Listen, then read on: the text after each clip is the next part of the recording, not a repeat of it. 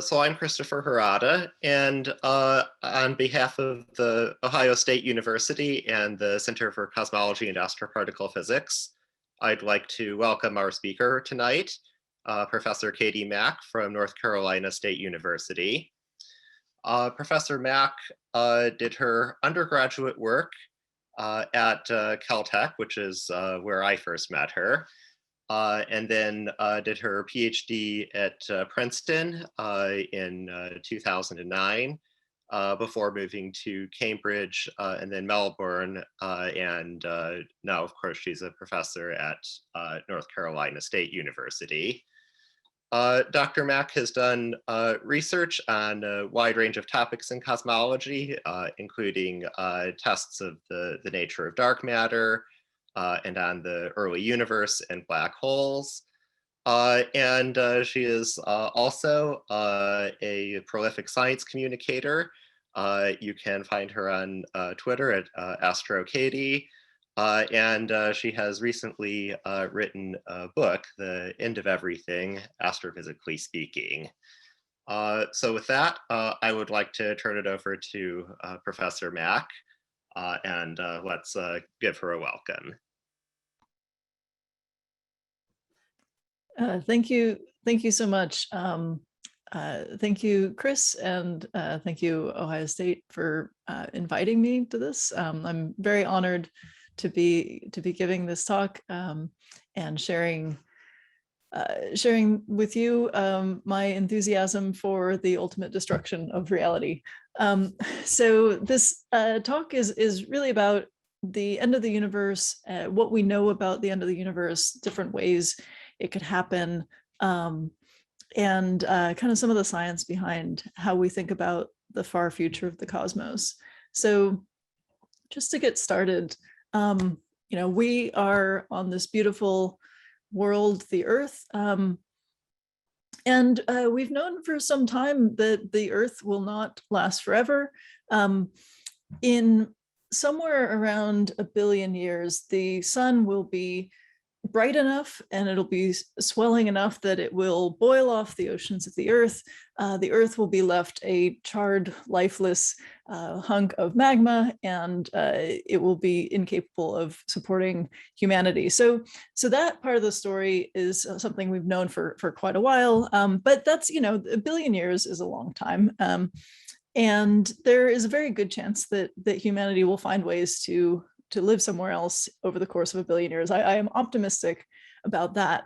And as we venture out into the cosmos, there does come this question, what happens next? Is there a limit on how far we can go? Or is there a limit on what we can do? What if we, escape the Earth and go out into the universe? Will that too someday come to an end? Is there a limit on existence as a whole in the future? And just a quick spoiler, I think there probably is. There are several different ways that the universe might end. And as far as we know, there doesn't seem to be a way for it to just go on forever as it is in a sort of happily ever after kind of format. But along the way, there's a lot to learn. There's a lot we can do. And there's a lot of exploration available to us. And one of the things that we can explore as cosmologists, as physicists and astronomers studying the universe is what does that ultimate future of the cosmos look like? So I'm going to talk about 4 different possibilities in this talk. There are 5 in my book. So I'm skipping one because it takes a little longer to get into, but I'll just go through these sort of these first 4. So one is the Big Crunch, there's the heat death, the Big Rip, and vacuum decay. Now, before I get too much into these possibilities, I do want to kind of just start with some orientation. So we live in a galaxy. Our galaxy is called the Milky Way, and if you are fortunate enough to have a very good dark sky and a nice view of it, then you can sometimes see the Milky Way stretching across the sky, this beautiful band of light. And if you are fortunate enough to be in the southern hemisphere, you could see this view of the Milky Way, which shows the center of our galaxy. If we were able to be outside of the Milky Way, it would look more like this. This is actually our nearest neighbor, Andromeda galaxy, the Andromeda galaxy, but our nearest neighbor large galaxy, the Andromeda galaxy. But ours looks fairly similar. So there's a sort of bulge in the center, there's a spiral structure. It's a collection of billions, hundreds of billions of stars. And when we look out into the universe, we see galaxies everywhere. And one of the things that we see when we look at these distant galaxies is that the galaxies out in the cosmos tend to be moving away from us.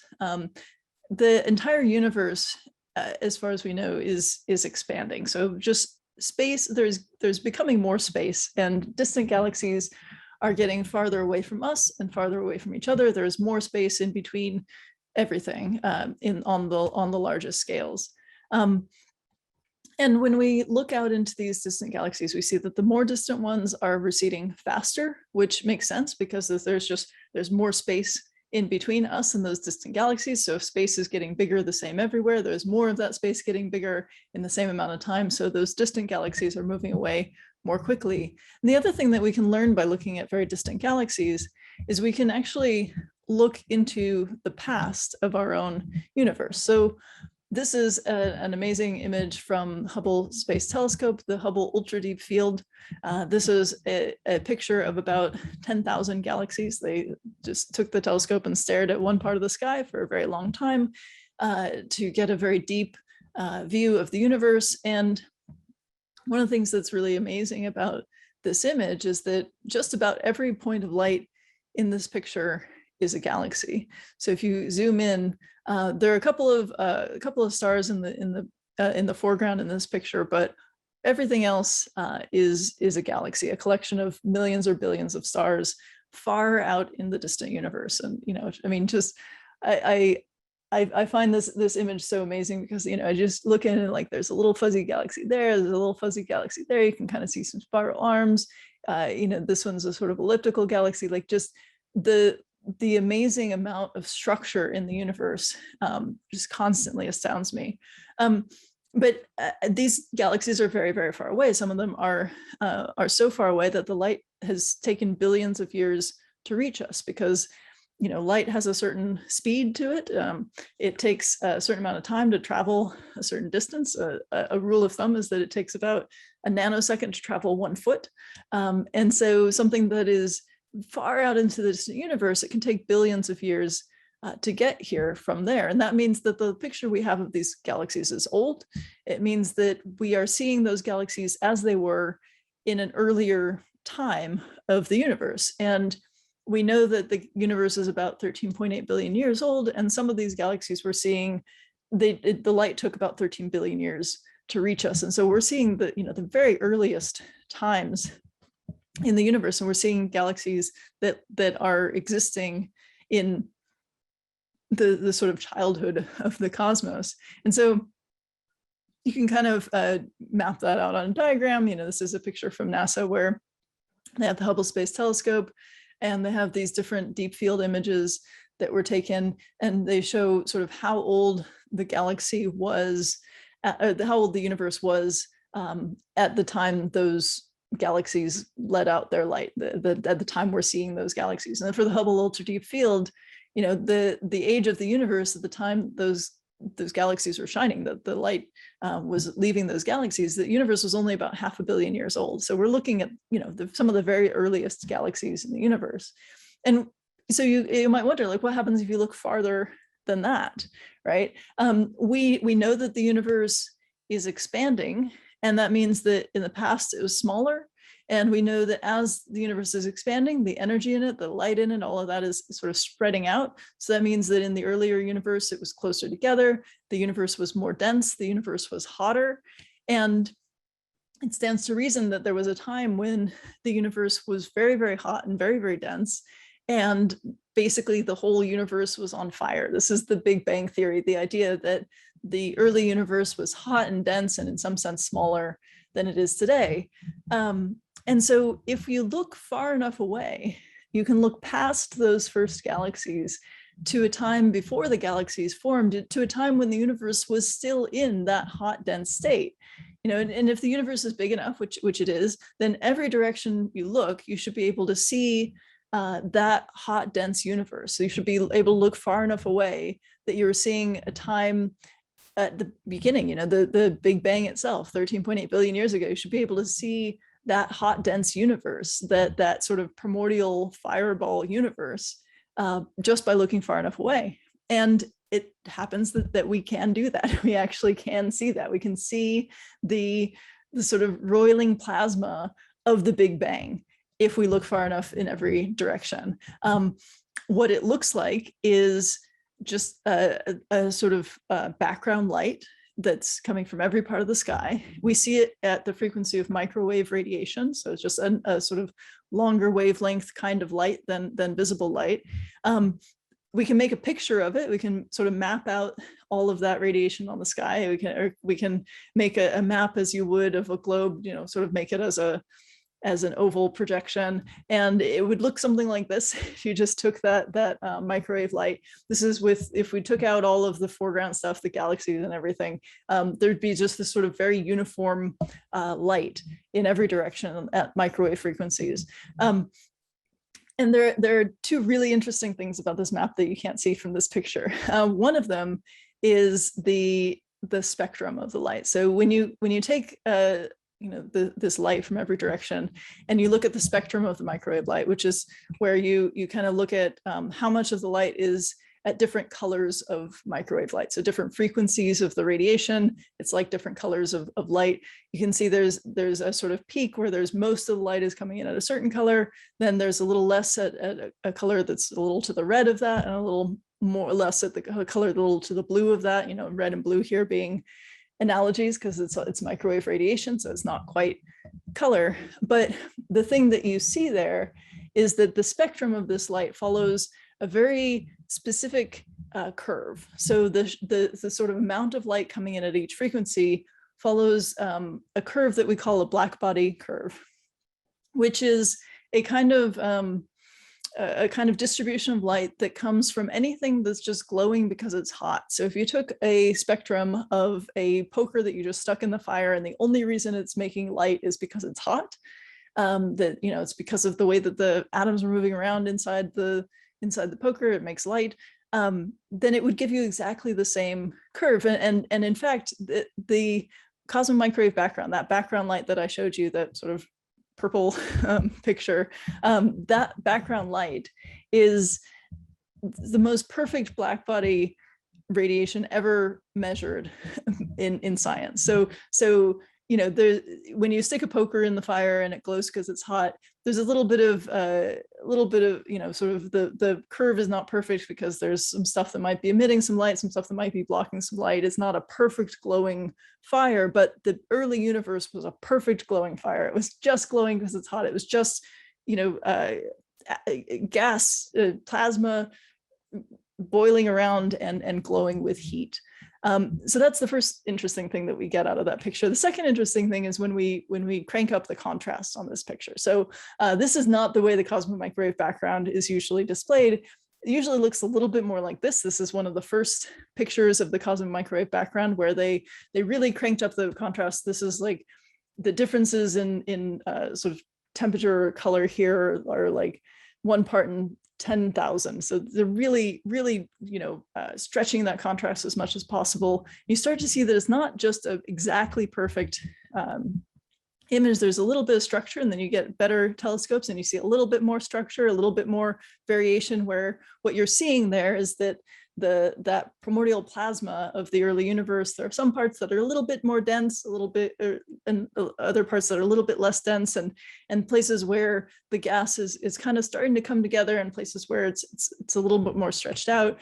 And this is the most detailed picture we have of that early background light. And what we can find in this picture, we find a bunch of really amazing things. We get an amazing amount of cosmology out of being able to map out the variations in that earliest light from the universe, the primordial plasma. And we can find that the places that were a little bit more dense, that's where the sort of clusters of galaxies are going to form later on, and the places that are a little bit less dense, so maybe those will be giant voids. And we can learn about the contents of the universe and the history of the universe, and we can also learn something about, you know, what's going to happen in the future, because as we understand what the universe was made of at the beginning and how the pieces all fit together and what the history of the universe is, that allows us to start making inferences about the future of the universe. And so that brings us to our first possibility for the end of the universe, the Big Crunch. So I talked about how, you know, the universe is currently expanding, galaxies are getting farther apart.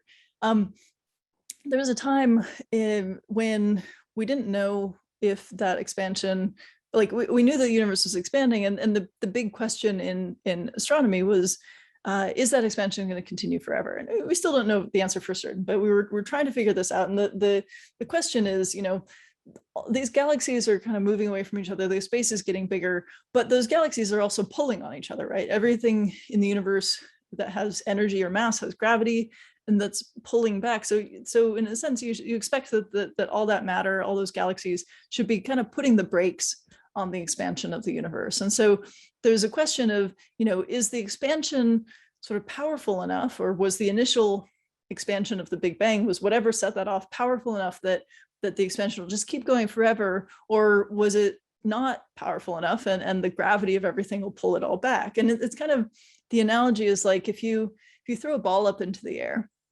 right, you're pushing on the ball, and then it's just going up by momentum, but the ball has gravity, the earth has gravity, you know, they have mass, they're pulling on each other. And so because the ball and the earth are pulling on each other, as the ball moves upward, it slows down, and at some point it stops and it comes back. So you imagine like that push that you give the ball, think about that like the Big Bang, and so that sort of starts this outward motion, and then the gravity kind of pulls it back. So you can imagine there are sort of three possibilities if you throw a ball up in the air, right? The usual one, the one you expect, is you throw it up in the air, slows down for a while, stops, and comes back. The second possibility is that you throw it up in the air and you happen to have inhuman strength, you throw it at 11.2 kilometers a second, that's escape velocity from the Earth.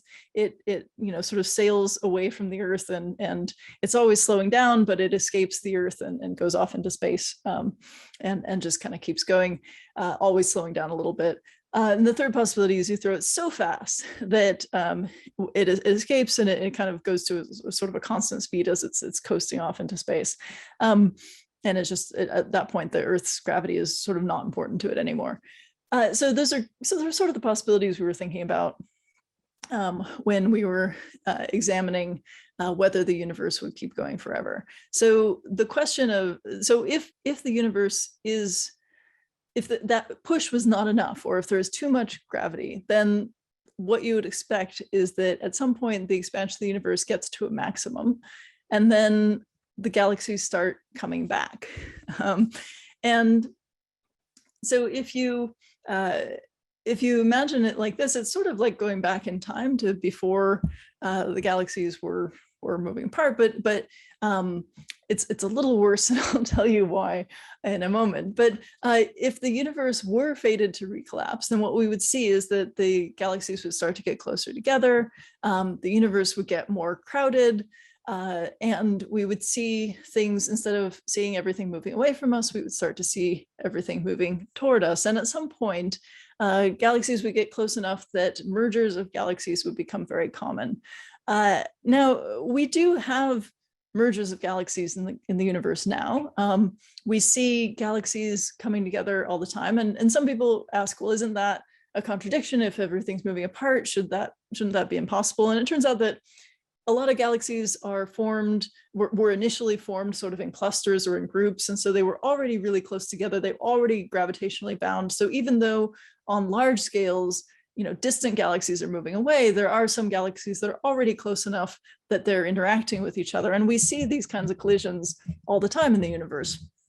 We also see that there were way more of these kinds of collisions billions of years ago when the universe was a little bit smaller and things were sort of closer together. But we do see, galaxy interactions today. And in fact, we will get an up-close personal view of a galaxy interaction in just about 4 billion years, because this galaxy that I showed you a different picture of early on, the Andromeda galaxy, is coming toward us.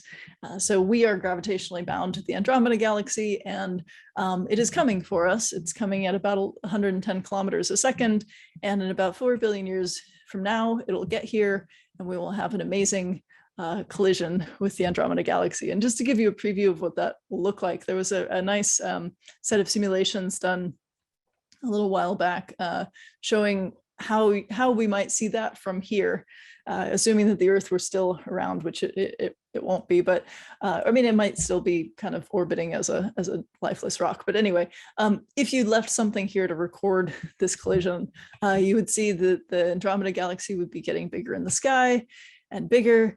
And then, oh no, it starts to get all mixed up, and you get a little bit of star formation happening. You get these bright blue clumps of very hot and young stars being formed, and then going supernova. There would be another pass where the galaxies would kind of stretch out and come away again, and you get these streams of stars thrown off of the galaxies. And then they'd kind of keep mixing up, and there are a few more bursts of star formation, and then eventually you're sort of left with this elliptical clump of stars. That's the expectation for the Milky Way Andromeda collision. And collisions of galaxies are very dramatic. Sometimes they can be a lot of violent things can happen because you get these bursts of star formation, and as the black holes at the centers of each galaxy, so each galaxy has a supermassive black hole in the center.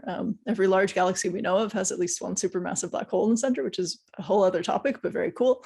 And as those black holes collide, that can create sort of jets of radiation that can sort of fry things, and there's all these supernovae going off. So it's not like it's pleasant to be in a galaxy collision, but it's also not necessarily lethal, because even when you smash two galaxies together, there's so much space in between stars, even inside galaxies, even in the densest parts of galaxies, that the chance of any two stars actually colliding is really minimal. So what you expect to happen is that the stars get kind of moved around, things sort of fly off out of this sort of galactic mess, but you don't actually expect that galaxy collisions by themselves are going to be lethal. But there is something that is super lethal about a big crunch scenario, and it's not really the matter coming together. The thing that's lethal about a big crunch scenario, if we did have everything coming back together, is the radiation itself. So when we look at the cosmic microwave background, we're seeing the light from the very early universe. That light is still kind of moving around in the cosmos. It's being diffused, spreading out through the cosmos now. As we get toward a big crunch, that background light would be more compressed. It would be compressed. It would get to a higher frequency, so it would become harder radiation. So right now we see it as microwaves. If you're coming toward a big crunch, that gets shifted because of the way it's being compressed. It would shift into sort of infrared and visible light, and it would get much brighter and much more intense. And so you'd bring back that condition, the conditions of the very early universe, where there's a whole lot of radiation, a whole lot of just space would be really hot, and it gets worse than that, because not only are you compressing the cosmic microwave background, the light that was already there from the beginning of the universe, but you're also compressing all of the starlight from all of the stars that ever shone, all of the X-rays and gamma rays from stars, from supernovae, from the accretion disks around black holes. All of this really hard cosmic radiation, that's being compressed and hardened as well, and that's being pushed together. And so it was calculated back in the sort of 60s or 70s, when people thought that the big crunch might actually happen. an astronomer, Martin Rees in the UK, calculated that the thing that kills the stars in this scenario is not collisions with other stars, but the fact that they get cooked from the outside. And he calculated that you would get thermonuclear explosions happening all along the surfaces of stars as the universe is ending. And it's a really a terrifying prospect. I think a lot about the end of the universe, and I'm very glad that we do not think that the big crunch is going to happen, because I find that idea just very unsettling. So the reason that we don't expect the big crunch to happen is because what you would need for the big crunch to happen is for the expansion of the universe to stop and turn around. And we don't think that's going to happen. We think the universe will keep expanding, most likely. And that leads us to something called the heat death, which is our second scenario.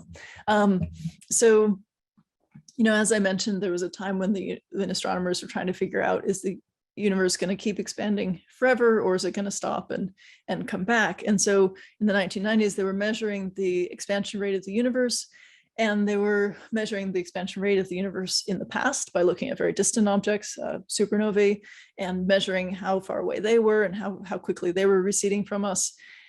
And they were trying to measure what's called the deceleration parameter, the number that would tell us how quickly is the expansion of the universe slowing down. Because, as I said, you throw a ball up in the air, even if you're going to reach escape velocity, it's always going to be slowing down a little bit, because it's still influenced by the attraction from the Earth. The gravity is always pulling.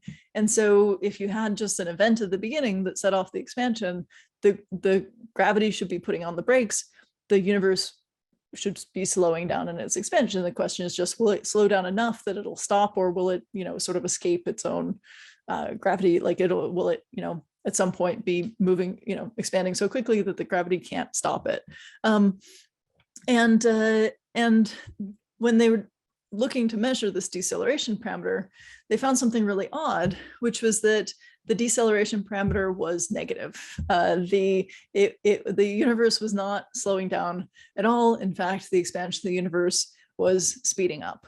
And this is really strange, right? This is like if you take that ball and you throw it in the air and it's slowing down for a little while, and then it just shoots off into space, right? We know the universe was slowing down for the first few billion years, and now it's speeding up. The expansion is speeding up.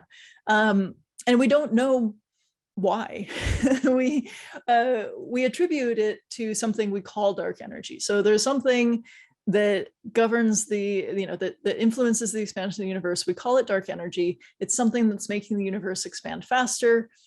We'll talk in a minute about possibilities for that, but essentially we don't know what dark energy is. We just know that the universe is expanding faster.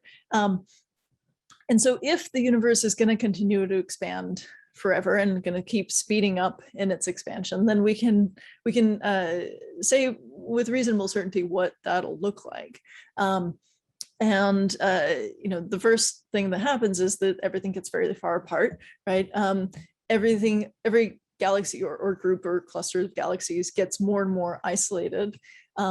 In the very distant future, about 100 billion years from now, our little group of galaxies, the local group, will have already merged together into one little blob, right? The Andromeda Galaxy and Triangulum, and we're going to just be a little clump. But we won't be able to see distant galaxies anymore, because the universe will have expanded so much that all those beautiful little specks of galaxies that I showed you in the Hubble Ultra Deep Field, or those amazing tangled up galaxies from the collisions, those will be so far away and moving away from us so quickly that we will no longer be able to see them. If you took the Hubble Space Telescope and you put it in orbit in 100 billion years and you look out into the night sky, you might see the stars in our own galaxy, but other than that, you will see nothing. It'll be black. And as that continues, as we're isolated, you don't have any more of those collisions to bring new gas into the galaxy to get those bursts of star formation. And so the stars will stop forming. There will be no new source of material to form stars out of. Our galaxy will start to use up the hydrogen. At that time, we'll have almost entirely used up all the hydrogen in the galaxy. So you won't have new stars forming. The stars that remain will be mostly the very low mass red dwarf stars that have very long lives, those will continue shining for maybe 1 trillion years, and then those will start to burn out, and there won't be new ones forming to replace them. So the night sky will get very dark. There will be black holes, and the black holes eventually will start to evaporate away. So there's Stephen Hawking had this idea about how radiation can come off of the outsides of black holes and they can lose mass. That way, that process will carry on, and the black holes will start to evaporate and fade away. More things will sort of fall into black holes, and those will decay. The matter itself will likely decay entirely, and the universe will be left this cold, dark, empty, lonely place. That's called the heat death. The reason it's called the heat death, you might think that heat is a weird name, weird word to use to describe something so cold and dark and empty, but it's called the heat death because it's connected to the sort of technical physics notion of heat, which is disordered energy, right? So, when you have any kind of machine, there's some inefficiency, some friction loss in that machine, things will sort of decay and break. And that's because of what we call the second law of thermodynamics, the idea that just disorder increases over time. Entropy is another term for sort of disorder that just increases over time in any system. And so it turns out that's true for the universe itself, as far as we can tell. And so as you go into the future, more and more things decay and fall apart, and more of the energy of the universe becomes converted into just waste heat, right? The same kind of just disordered energy that you get from friction loss or whatever in any kind of machine. And so when you get to a point when the only energy in the universe is waste heat, when everything is just the decay, the disorder left over from the destruction or the fading or the decomposing of everything in the universe, that's when you reach maximum entropy, when disorder cannot increase anymore, entropy cannot increase anymore. And that gets you into a really weird place, and we can talk about that later if you like, but it's a really weird place because we often define the future as the direction of time in which entropy is increasing, right? So what happens when entropy can't increase anymore, when you get the maximum entropy state, when all that's left in the universe is this tiny little bit of waste heat, spread out through an unimaginably large space? What does time even mean if the future can't be defined by the arrow of time from thermodynamics? And that's gets into a whole other story, but it's a lot of interesting questions there. But anyway, that's what we think is most likely to happen based on our current understanding of dark energy and the evolution of the cosmos. But there are some other possibilities, and it could be worse. So I will now talk about the Big Rip, which is another possibility for what happens if dark energy does something weirder, and it gets a lot more violent. So going back to what dark energy is. So we don't know what dark energy is, but there's an idea about dark energy that was first thought up by Albert Einstein way back in the day. And he had an idea for something he called the cosmological constant. And dark energy may be that cosmological constant. So I'll explain what that is. So a cosmological constant is an idea that Einstein came up with to solve the problem of the universe not having already collapsed on itself. So when he was formulating this, he was talking about stars, because actually at the time we didn't even know that other galaxies existed, but we knew that there was stuff out there. We knew that there were stars, and Einstein looked at this and he said, well, how are those stars staying out there? Like what's keeping them from coming together with gravity? Because we know gravity is always pulling. So if you look at this diagram, each galaxy is pulling toward each galaxy with gravity, and that should just make everything kind of come together and already be in a clump. Like, how are they staying up there? And so he was looking at this and he was like, well, I know that gravity always attracts, and he had this amazing formulation of gravity, the general relativity, which is astonishingly correct even today. And he thought there must be something else that's holding all that stuff up. right? That's keeping it from collapsing together. And he put in this extra term in the equations called the cosmological constant. And the cosmological constant just sort of made, just sort of counteracted gravity just enough to keep everything from falling together. So it's just this little pushing force. And he basically said, like, okay, every little bit of space has this little bit of pushing in it, this little bit of expansion in it. That's counteracting the gravity of everything trying to come together. And so that seemed like a good idea at the time. Turned out that in addition to not knowing that other galaxies existed, because at the time that wasn't clear, people at the time also didn't know that the universe was expanding. And so it was thought that everything had to be held up because it was just steady. It was just in a steady state, just sort of sitting there. When it was found that the universe is actually expanding, then it was clear that those galaxies aren't falling together because they're actually moving apart, because they were started in the expansion by the Big Bang. The whole universe is expanding, and so they would have to fight that expansion to come together. So it's fine that they haven't already collapsed on themselves, right? So once it was discovered that the universe is expanding, Einstein threw out the cosmological constant, said, we don't need that anymore. We've got the expansion, everything's fine. Turns out that we need more expansion. The expansion that we have just from the Big Bang isn't enough. There's something that's making more expansion happen. A cosmological constant is a perfectly good solution for the observations we have, because we have this sort of expansion that was set off by the Big Bang that is sort of slowing with time, and there's this extra push from the fact that apparently every little bit of space has this little bit of stretchiness in it. This just the idea that Einstein talked about. And so when you have more and more space, that stretchiness becomes more and more powerful. Basically, there's just more and more space, so it's able to push a little bit more, and it's able to overcome the gravity that would be slowing the universe down. And so as the time goes on and there's more and more space, the gravity becomes less important, the cosmological constant becomes more important, and you get an accelerating universe, a universe that's expanding and speeding up in its expansion.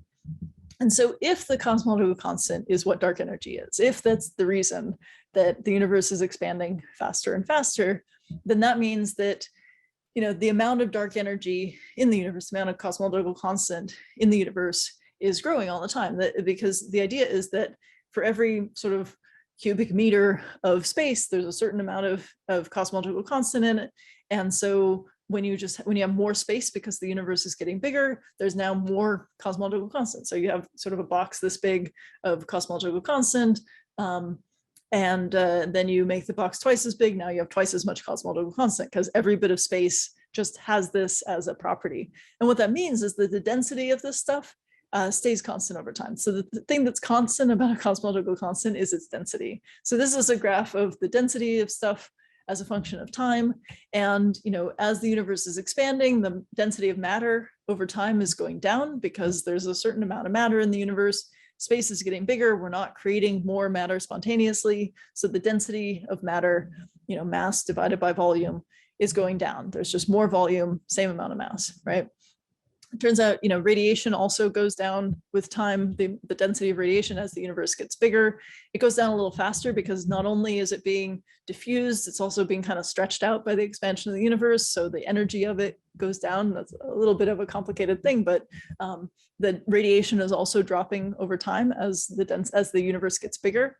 But the cosmological constant, if it's just a property of space, then it stays totally constant as the universe gets bigger, because there's more space, but that means there's more cosmological constant, because it's just part of what space is. And so what that means is that over time, the cosmological constant becomes much more important, and just becomes eventually sort of the only thing left in the universe, because everything else gets sort of diffused away. And that's how you end up with a heat death, is that so everything else gets diffused away, and all you've really got in the universe is this expansion. So that's a cosmological constant. You get this constant density thing. And because it's a constant density, all it really does is when there's more space, there's more of the stuff. It moves galaxies away from each other. It doesn't mess with stuff inside galaxies, because you can kind of imagine, like, if you draw a sphere around a galaxy, there's a certain amount of cosmological constant in that sphere. and it's not going to be, there's not going to be more of it. So that if there was enough gravity for all that galaxy to come together to begin with, then the fact that there's more space somewhere else is not going to affect that galaxy, even though there is already some cosmological constant in that space. The gravity already won there, so individual galaxies are not messed with by dark energy if it's a cosmological constant. But there are other possibilities for dark energy, and some of them don't obey that rule. So you can have a theory for a kind of dark energy where the density actually goes up over time. This is something called phantom dark energy. And the way this would be really different is that the amount of dark energy within a volume where a galaxy is would be going up too. And so it would not just move galaxies away from each other, it would start to expand them from within. And so the way it would happen if we had this phantom dark energy is that first, galaxy clusters would be kind of pulled apart by the dark energy within them, and then galaxies would be kind of pulled apart, and then it would kind of build up from there, because you get more and more of this stuff over time. And so then, the stars would, planets would start to wander away from solar systems, then it would keep building up, and then it would start to explode planets and stars, and just keep going until you're breaking apart atoms and subatomic particles, and the whole universe is torn apart. That's called the Big Rip. And we don't think it's very likely, based on our understanding of how dark energy probably works and our understanding of certain sort of physical principles that we think probably apply. But the equations you can write down equations that are perfectly sensible, that kind of lead in this direction. And a few years back, there was a paper about the Big Rip that came out that NASA did a little animation to sort of illustrate. And I just want to show this animation because I think it's really cute that NASA made this. So this is going to be an illustration of the expansion and then the destruction of the Big Rip. So we have a bunch of galaxies in space. Space is expanding, and then, oh no, everything gets ripped apart and torn to pieces. So I'll just show that again. It wouldn't look exactly like that, but I like that they made that animation to show what that is. So the advantage of the both the heat death and the Big Rip is that they would take a long time. And the Big Rip, we're not sure if it could happen at all. It probably can't, but even if it could, we can put a limit. We can say it's at least about 200 billion years away. So, we've got plenty of time. That's something that is not something to worry about, but there is a possibility for the end of the universe that could technically happen at any moment. This is called vacuum decay. This is my personal favorite. I'm running a little bit of short on time, so I'll be brief here, but this is my favorite possibility. So the idea behind vacuum decay is it has something to do with the Higgs field. You might have heard about the Higgs boson. The Higgs boson is a particle discovered by the Large Hadron Collider. This is an image of an event display. The Large Hadron Collider is a machine that just smashes protons together and looks at the debris that comes out. And they recently discovered the Higgs boson, which is a particle that's kind of the last piece of the standard model of particle physics. It's something that has to do with how matter first got mass in the very early universe. It's a very important piece of this whole puzzle of how particle physics works. And I'll just say a little bit about the standard model of particle physics. So this is the standard model of particle physics. There's the Higgs boson that was recently discovered. Standard model of particle physics is really just kind of all of the particles we know about and all of the forces we know about at the subatomic level, everything that kind of holds matter together and makes the particle physics work the way it does in our universe. So in this collection of particles, we have in the sort of blue purple, those are the quarks. Quarks are subatomic particles that make up protons and neutrons and certain other particles. So if you have a proton, you have 2 up quarks and a down quark. If you have a neutron, you have 2 down quarks and up quark. The quarks have cool names: up, down, charm, strange, top, bottom, different flavors. Those are the quarks. That's one kind of matter particle. Then there's the leptons in the green. So the leptons consist of the neutrinos and then the electron and muon and tau. So neutrinos are these kind of ghostly particles that are produced in the sun and other sort of stellar and astrophysical processes that sort of pass through the Earth all the time. And then there's the electrons, which are the ones that kind of go around the centers of atoms, where the protons and neutrons are in the middle and the electrons are sort of orbiting, except when you really study quantum mechanics, you find it's not that they're not really orbiting, they're kind of in this cloud of electronness around that sort of envelops the atom. But anyway, they're the negatively charged particle around the atom. Then the other particles are the photon, which is a particle of light, the mediator of the electromagnetic force. So it's responsible for electricity and magnetism, the electric fields and things. There's the gluon, which is the mediator of the strong nuclear force. That's the thing that holds the quarks and protons and neutrons, everything together in the center of the nucleus of the atom. And then there's the W and the Z bosons, and those are the ones that are responsible for the weak nuclear force, which has to do with things like radioactive decay. And when we study the standard model of particle physics, we can learn something about kind of how the whole structure of physics works. And specifically, the properties of these particles, the way that this all fits together, the existence of these particles, their masses and so on, all that is tied up in the Higgs field. So the Higgs field is this energy field that's throughout all of space. And the Higgs boson is sort of like a piece of that energy field. It's like an excitation of that energy field. So we were able to find the Higgs boson at the Large Hadron Collider by smashing matter together and seeing, sort of creating this little bit of the Higgs. But the Higgs field is just this energy field that's throughout all of space. And it sort of sets the rules for how particle physics works at the sort of the subatomic level, and it's a field that had a different value in the past. So it's a field in the sense that like there's some energy of the Higgs everywhere, and the sort of amount of energy or the way that it's the structured is set in a certain way. And in the very, very early universe, the Higgs field had a different value, and there's some possibility that the Higgs could change again. So when it changed in the early universe, it set up the standard model of particle physics. It set up the properties of the particles that we see today. It gave masses to certain particles. It determined how physics works. And so there's a question of, is it really stable where it is, or could it change again? And we don't want it to change again because that would be bad for us, right? So if we measure properties of the standard model particles, specifically the mass of the Higgs boson, the mass of the top quark, there are sort of different combinations of those things that give us regions of stability or instability in the Higgs field, right? So if these are units of giga electron volts, which is a unit of energy that we use as mass. So like, for example, if the Higgs mass were 100 GeV and the top mass were 50 GeV, the top quark I mentioned earlier, then we'd be in this nice sort of stable region. If the Higgs mass were 100 and the top mass were 200, then the universe would already have not worked out. So there's a good question of like, where are we in this landscape? Is our universe stable? Is the Higgs field stable? And the answer appears to be not really.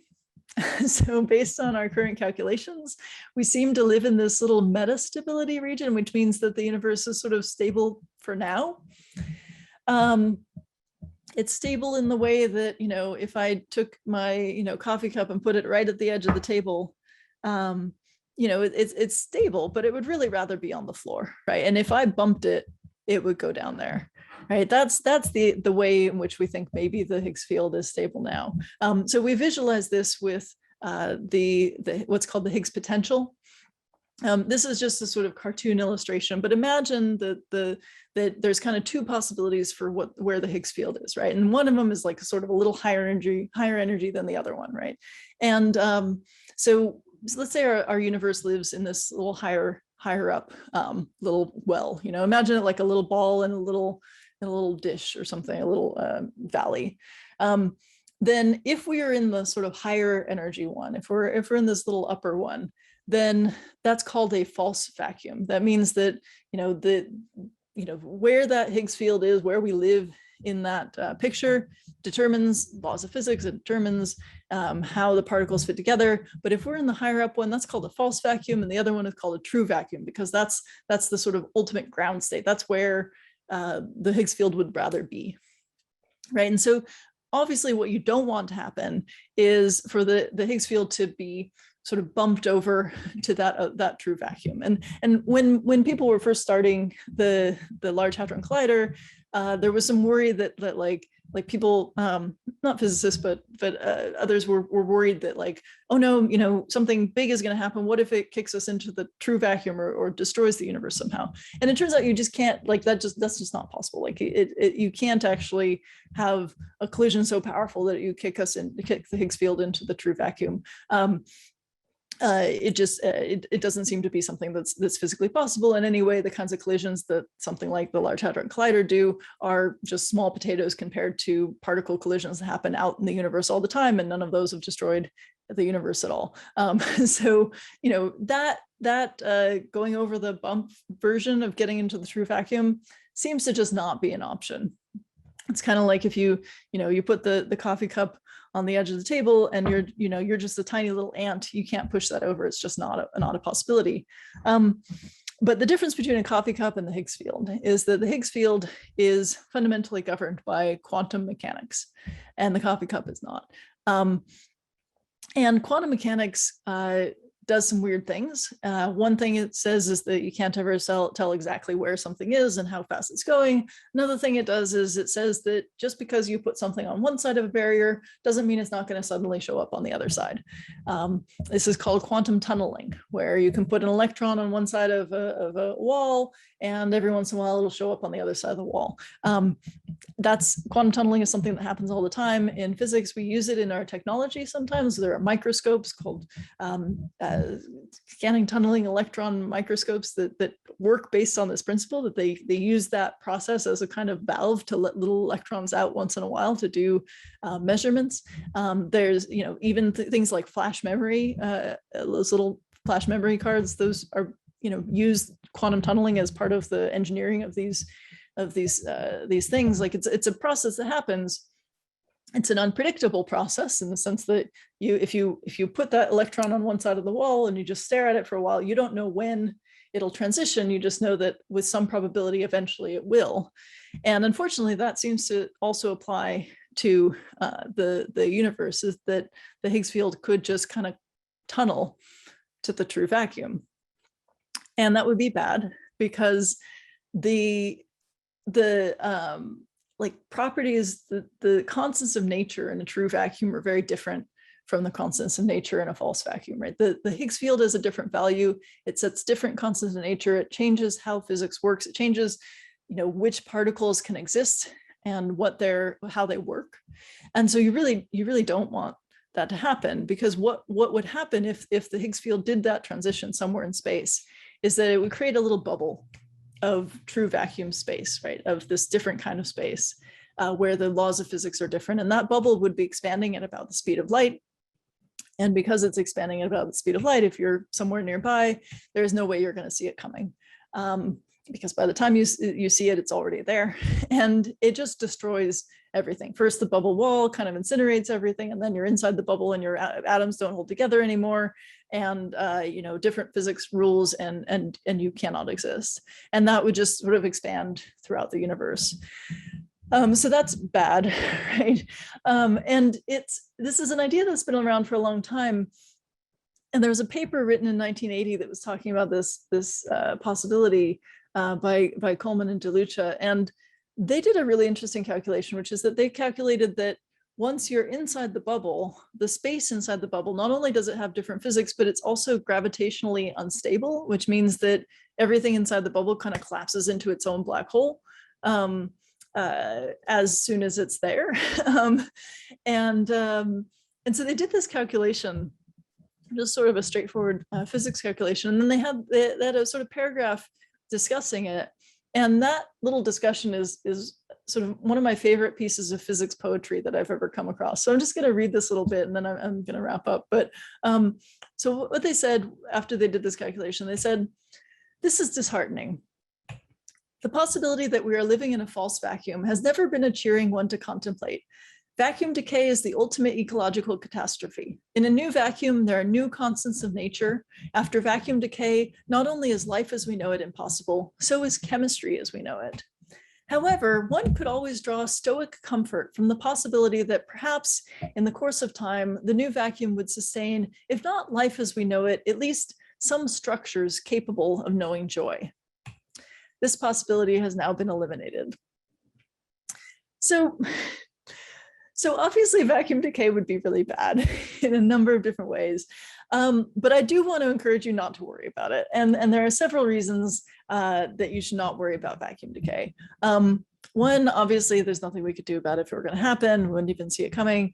It'd be very painless. You wouldn't feel it because, like, if it's happening at the speed of light, you know, your nerve impulses don't travel that fast. You basically wouldn't notice. You know, nobody's going to miss you. Everything's gone. But also, like, it's just it seems to be very unlikely in the sense that we don't know. You know, you can never predict a quantum tunneling event, but you can give a sort of lifetime, a sort of half-life to something, right? Using quantum mechanics, and you can estimate how long it would take for something to happen. And the estimates we get from calculations of vacuum decay are that it would take at least something like 10 to the power of 100 years, maybe 10 to the power of 500 years for it to happen within our observable universe. You know, and that's not so different from how long it would take this coffee cup to sort of tunnel through the table. I mean, you know, you don't expect either of those things to happen, at least not during your own lifetime or the lifetime of the Earth or the lifetime of the sun. 10 to the power of 100 is a really long time. So, you know, it's not something to worry about for those reasons. But another reason it's not something to worry about is that when we do this calculation of the lifetime of the universe based on vacuum decay, we're doing it based on the standard model of particle physics, that picture that I showed you with the different particles. And when we look at what the universe is made of, most of the universe is dark energy. We don't know what dark energy is. We have really very few ideas. I mean, we have lots of ideas. We don't know if any of them are right. Then most of what's left is dark matter, which is something I didn't talk about, but it's a kind of matter that is not apparently included in the standard model of particle physics. Is some new kind of particle or something that's out there that's most of the matter in the universe, but it doesn't seem to interact with us in ways that would be convenient. And then the last little sort of 5% slice contains the entire standard model of particle physics. So when we say that we want to extrapolate from the standard model of particle physics to what the entire universe is going to do, we're taking something that's just that little 5% slice and saying we know what's going to happen to the whole cosmos, and we don't, right? And there are good reasons to believe that standard model of particle physics is not complete. There are good reasons to believe there's more to the story. You know, dark matter is part of the story that there's more to. There are reasons to believe that within the standard model, there are little anomalies that might turn into something beyond the standard model of particle physics. And when we get to that vacuum decay calculation, we're really just assuming that the standard model is the whole story. So maybe when we discover something new, it'll make it impossible for vacuum decay to happen. Maybe it'll bring up entirely new possibilities. You know, there's so much that we don't yet understand about the universe, about its past and its future and what it's made of. And so, you know, even though the universe will probably end someday, there are still these amazing mysteries. There's still so many opportunities for discovery. And, you know, I'm really excited to find out what we'll discover next. So that's it for my talk, and I will take some questions. Thank you very much.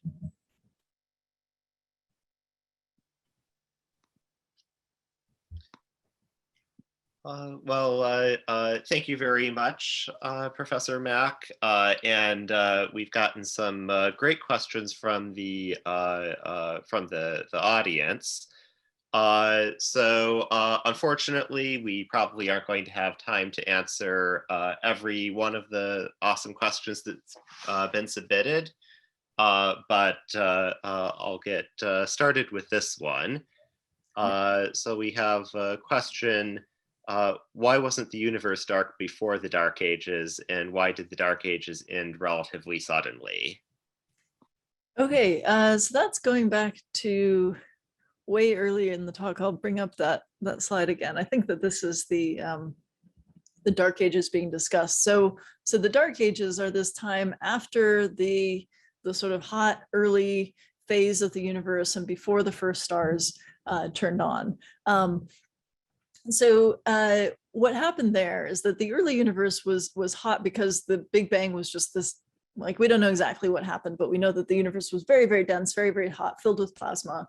And as it expanded, the plasma cooled, and the particles, the protons and electrons that were sort of floating or bouncing around in this plasma were able to find each other and create neutral atoms, neutral hydrogen and some helium, and that created just kind of this dark fog. There were no sources of light at that time. There was sort of this very faint afterglow of the Big Bang, and that was it. So it was before stars formed, and then eventually stars came together as the little if we look at this picture now, there were little places where the universe was a little bit more dense, a little bit less dense, places that were a little bit more dense, that matter came together. So that that sort of cold fog of the neutral hydrogen in the early universe had places where there was a little bit more of it. Gravity pulled it together, that created stars, and then those stars started to shine, and then you got to a point where the universe was then full of stars and galaxies. So the question of exactly how the Dark Ages ended, that's something that we're very much working on understanding now through using new telescopes like the James Webb Space Telescope that's going to be launched soon, that's going to look at some of those earliest galaxies, radio telescopes that are going to be able to look at the gas from which the earliest galaxies were formed. These are some of the most exciting questions of cosmology, is how did those first stars form and how did they light up the universe? So it's kind of an open question exactly how that process occurred. Why the universe got dark to begin with is really just from the sort of expansion and the cooling, but how it got bright again and exactly what those first stars looked like and what those first galaxies looked like, that's something that we're hopefully going to learn more about very, very soon.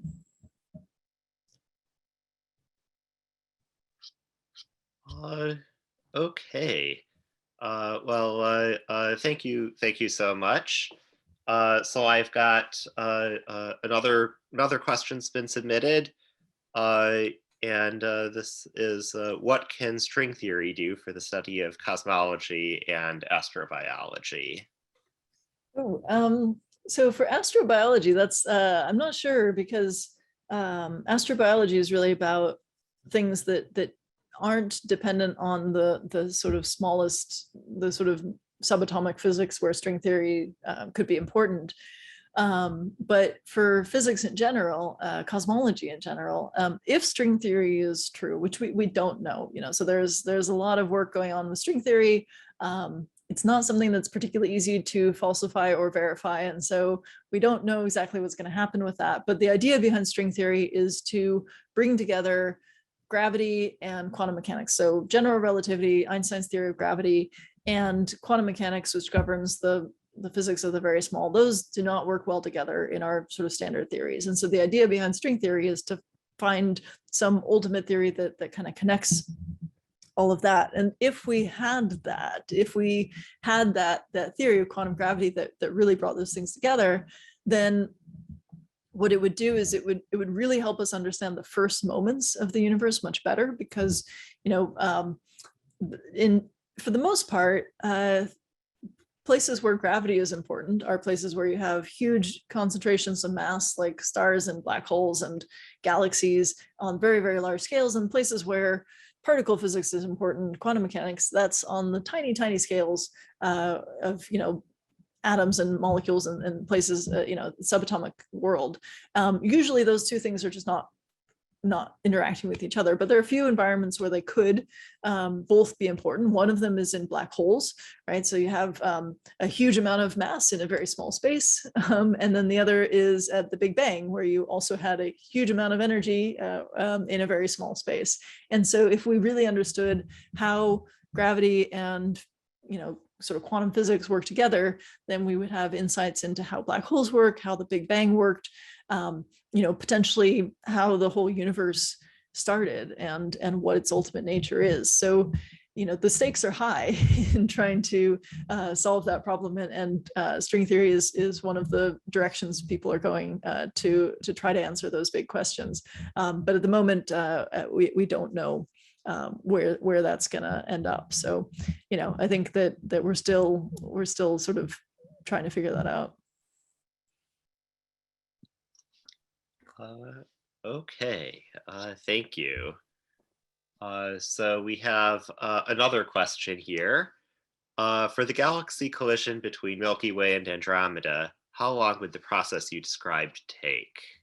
Right. So I think we're talking, excuse me.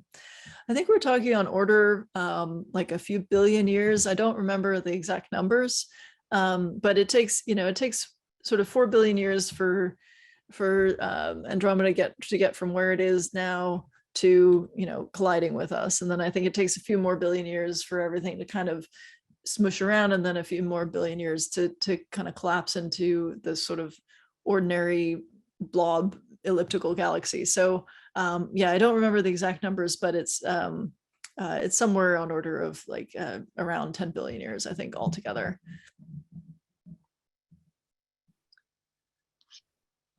Okay, thank you. So our next question is, does the universe have a center?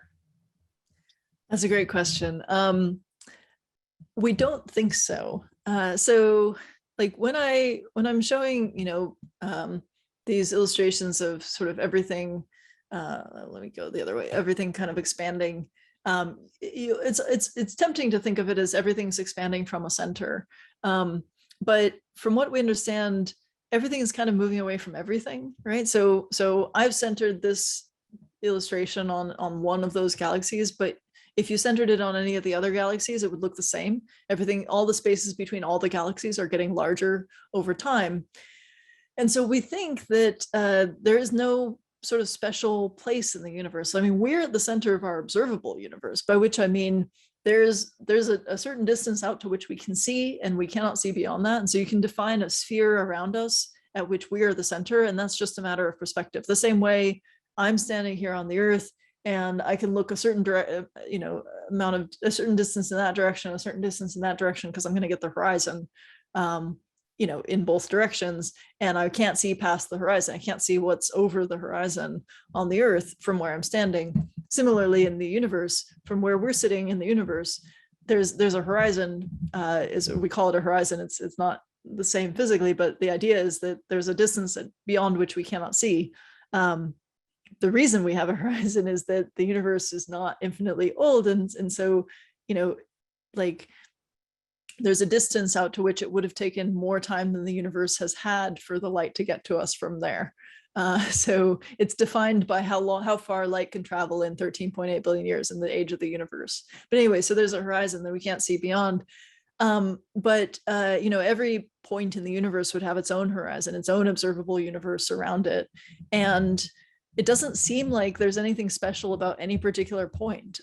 If we look out in the universe, it looks like it's basically the same everywhere. Our perspective on it is different because we're in a specific spot, but there doesn't seem to be anything different about the galaxies in that direction or that direction. There doesn't seem to be anything different about the galaxies nearby or far away in terms of their physical properties. Their ages are different because we're seeing the nearby ones now. We're seeing the far away ones billions of years ago, but they're basically made of the same stuff as far as we can tell. So it appears that the universe is basically the same everywhere. How you envision an expanding universe that has no center and potentially no edge, potentially no boundary in any direction. It might just be infinite. That I can't help you with. I don't know how to hold that in your head. You know, a lot of people come up with talk about an analogy where you have, like, you know, imagine that we live on the surface of a balloon, and you blow up the balloon, and there's no edge, but it's getting bigger, and the spaces between things are getting bigger. But we don't have any reason to believe that the universe is curved in any way. So, you know, and there's, you know, we don't have any reason to believe there's a center in some other dimension either. It could just be that the universe is infinitely large and getting bigger anyway, and there's no center. And that might just be the way it is. So, you know, it would take a while to talk through all of that, but the short answer is no, we don't think that there's a center of the universe. There doesn't seem to be any one place where everything is moving away from. Everything's just moving away from everything.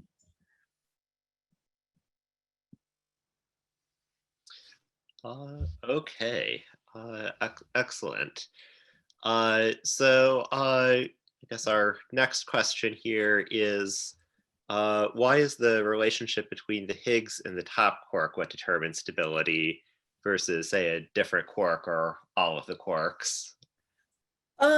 Yeah, so the idea is that okay, so it gets a little complicated, but the idea is to really understand how the Higgs is working. You want to deal with particles that have a strong interaction with the Higgs field, and the top quark is a very heavy particle compared to the other particles. So the sort of what you learn from measuring the top quark is more than what you learn from measuring other quarks in terms of really nailing down this scenario. You could sort of work out graphs like this that involve other particles, but if we want to do good like really good measurements and get a good understanding of what's going on with the Higgs, the top quark is a convenient thing to use.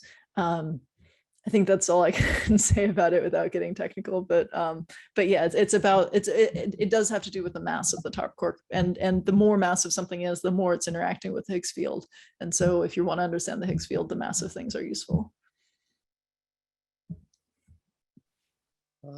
Okay, thank you so much. Yeah, so that top quark is definitely really heavy by the standards that I learned about in particle physics. Yeah, if you can see, you can kind of just barely see in this image, but it's about a couple of orders of magnitude more heavier than any of the other quarks. So anyway. Wow. Okay. So I have a question. Why are many of the galaxies spiral shaped? Is there something about the structure that is significant? Well, yeah, so this is not a great illustration because these galaxies are all messed up, but the reason you get spirals, I can go back to a spiral here. The reason you get spirals is that if you have a cloud of matter coming together in the early universe, like it's made of gas particles, and those are all kind of moving around randomly, and they're kind of interacting with each other and pulled together by their own gravity. And so that you have all these kind of complicated orbits of all of these little bits of matter.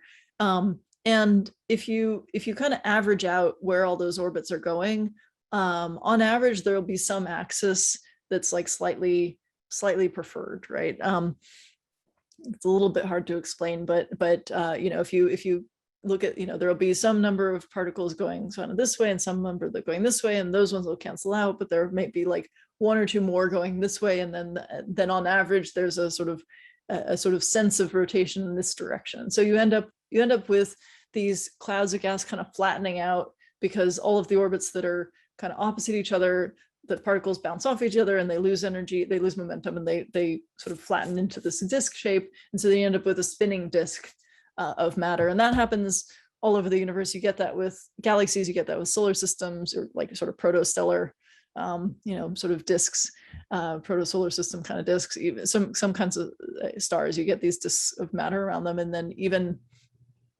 planets end up with a sort of a rotation, and some of them have a sort of, a group of planets or sorry, group of moons or rings that sort of maintain that that sense of rotation. So that's how you get the disk, and then the spiral part is because of how you get these like density waves, which is where you have sort of interactions between the bits of matter in that disk, such that it kind of moves around and creates a spiral shape, a spiral pattern of sort of higher and lower density around that disk.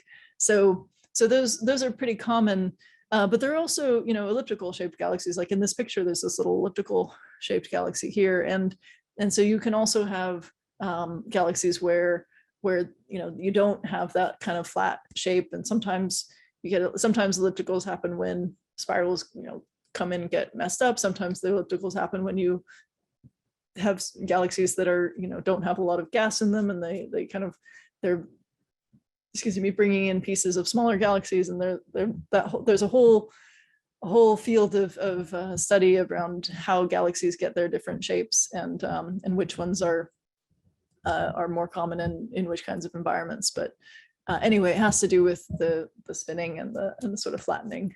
Sorry, it's a long answer. Okay, so I think we've got time for just a few more. So the next question I see here is why do we assume that the universe has to end? Is this something we get out of physics or from elsewhere? Yeah, that's another good question. So so what we know is that the conditions in the universe are changing. The universe is evolving, it's changing over time, and the conditions in the universe are evolving toward conditions that are less amenable to structure, where by structure I mean organized matter of any kind, life and galaxies and stars and planets and all of that stuff. So what I mean by that is, you know, in the early universe, you had more, more dense matter that got spread out. You created more complex matter like stars and galaxies, and those sort of coalesced and created new things. And now everything's kind of being spread out more and more. And so opportunities for interactions between those things are reducing. And because of just the way that matter is used and energy is produced, you know, the hydrogen gets turned into stars, gets turned into heavier elements, things radiate away, and more matter is turning into, you know, this disordered energy, entropy, radiation, heat. And we don't know how that process could stop, right? Because there's really no way to make that stop happening. And so, you know, the universe is getting emptier as the universe expands, and the matter in it is being used up. And so, you know, inevitably, if those things are happening, you get to a point where more and more is kind of just destroyed or made useless by entropy. And so if nothing changes about how we understand the universe, you have to get to a heat death, because entropy increases. That seems to be one of the most basic laws of physics that you know, exists on the scale of things like, you know, macroscopic matter. And as entropy increases, you know, that just means decay is happening, and more decay will happen. So the heat death is kind of the default scenario where, well, that's just inescapable laws of physics that govern that. There are possibilities for different things that could come in and change the story sooner. Like you could have a big crunch, or you could have a big rip, or vacuum decay. Those also destroy the universe. They just do it sort of sooner and differently than a heat death. There are also possibilities where, you know, there's a larger space in which our observable universe lives, and in that larger space, you could have different processes going on where, you know, you could have sort of different universes. Where by universe I mean, you know, a region of space that's so far away from us that it's effectively a separate universe. So there could be no interaction between us and that space. And so there could be something that carries on. forever. Or I mean, there could be some kind of constant process of renewal. You could have a universe that comes in after our universe. Our universe could end and then lead to a new universe. So there could be stuff outside of our observable universe that restarts or carries on or has some other future evolution that's separate from ours. But in terms of what's happening in our own universe, we see the changes happening. We see the evolution of the universe happening, and our understanding of the laws of physics suggests that will continue and that the universe will end. I don't know of any sort of serious suggestion that the universe will kind of stay habitable in the way it is now forever, at least the observable universe. So when I talk about the end of the universe, I mean the destruction of everything in the observable universe. There could be stuff beyond that carries on in some way. There could be something that comes after us, but our universe, as far as we know it, all this sort of beautiful stuff in the night sky, that's, as far as we know, very likely going to end in some way or another. Okay. So it looks like we have time for one more question. So this question is, good evening, Dr. Mack. Thanks again for hosting this presentation. As a science communicator, what ideas do you have on countering the onslaught of misinformation that has unfortunately become increasingly frequent? Oh, that's the hardest question. Yeah, I think that's really difficult. I think that, I think that people are naturally curious and naturally want to understand how the world works. And unfortunately, it's not always obvious what the reliable sources are. And there are also sometimes efforts by certain groups or individuals to push people toward information that is not reliable for whatever reason, ideological, political, or identity related, whatever. There are reasons that people sort of steer others toward information that is not scientifically accurate. And so I think that's a really hard thing to combat, because we're dealing with things that might connect not just to, does this person understand science, or does this person care about science, or is this person interested or curious or intelligent? We're dealing with what are the sociological issues? What are the identity issues? What are the, how does this person see themselves? What do they value? How does this connect with the, what's going on in their lives, what they care about, what they want for the future? How does that affect how they read information, what information they find reliable, who they trust? It gets into these really complicated human factors that are much more complicated than just like, can I explain this equation in a way that would make people understand it, right? Like, and so as a science communicator, I find that a huge challenge, because I can do my best to present information in a way that is accessible, it is clear, and that's something that I work really hard at. But if I'm trying to present information that for some reason is challenging how someone thinks about their life, how someone thinks about the world, how somebody thinks about what's important to them, who they believe, that's a much harder thing to deal with, and that requires real connection, real understanding, real like shared values. It requires understanding what each individual is looking for, how they're looking at the world, how they're reading information, how they are approaching the sources where they get their information. And so it's a hard thing to do at scale. And so I think that one of the best things that scientists can do is to be more available and to be more visible, and to help people understand what it is that we do and why we do it. Because one of the misconceptions that I run into a lot is, the idea that that scientists are, sort of just in this for money, or are influenced by some kind of organization that's steering them in one direction or another. most of the time we're just curious people, right? We just really want to know stuff, and we want to work really hard to understand the world and the universe around us. And I think that if more people who are not within science were able to connect with scientists and understand our motivations and understand our excitement, and were able to know who they could trust in science, and were able to look at, a graduate student working in a lab doing an experiment and say, okay, I know why you're there, I know what you're doing, and when you say that this is, the result you're getting, like I have reasons to trust that because I know how peer review works, and I've seen the struggles you've gone through getting this paper published, and all of, and I've seen you go and give talks to your professional organizations, and people are shouting, that they object to this or that, and then there's a conversation over coffee, and then eventually the consensus changes. Like, if people saw that process, I think that there would be they would be much more equipped to better understand who we are and what we're doing as scientists. And I think that would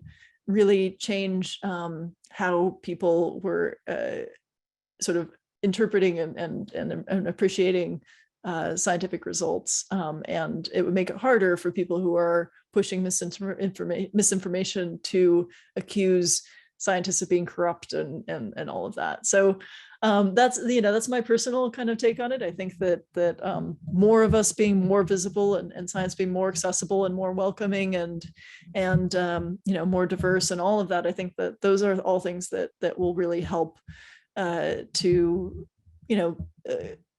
sort of counteract some of that misinformation problem. But it is a really hard problem, and I don't think there's a simple, easy, finger snapping kind of solution to it. Okay. Thank you very much, Dr. Mack, for joining us this evening. There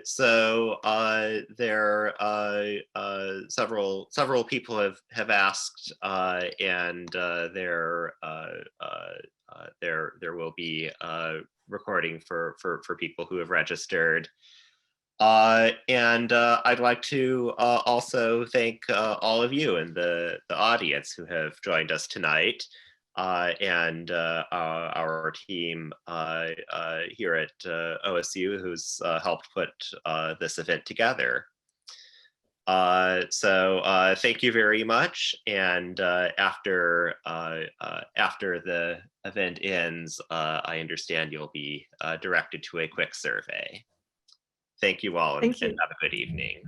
Thank you, everyone, and thanks again, Professor Harada and Ohio State for hosting me.